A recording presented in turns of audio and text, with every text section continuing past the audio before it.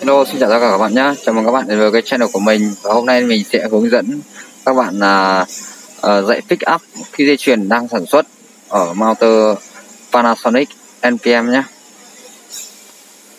Thì trước tiên chúng ta đến cái màn hình khi máy đang sản xuất và máy nó bị báo lỗi Component Reconstruction Error ở đây.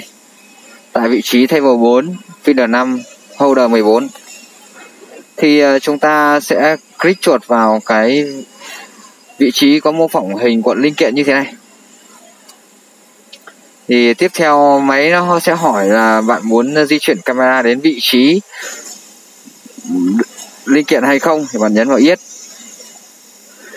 Tiếp theo đó thì ở đây vị trí số 1 này thì hình ảnh linh kiện bị lệch khỏi vị trí pick up.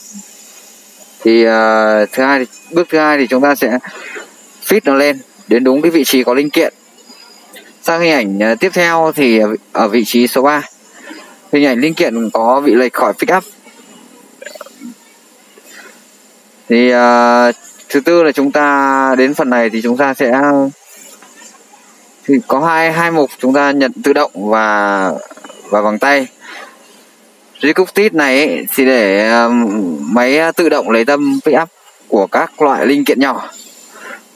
Còn Endplink cộng manual là khi manual set ấy, thì là khi chúng ta di chuyển tâm pick up đúng giữa tâm của linh kiện thì chúng ta sẽ nhấn set. Đấy. Và sau đó thì xong thì máy sẽ trở về màn hình chính như thế này. Đấy. Sau đó chúng ta nhấn Endlink và Start để tiếp tục sản xuất.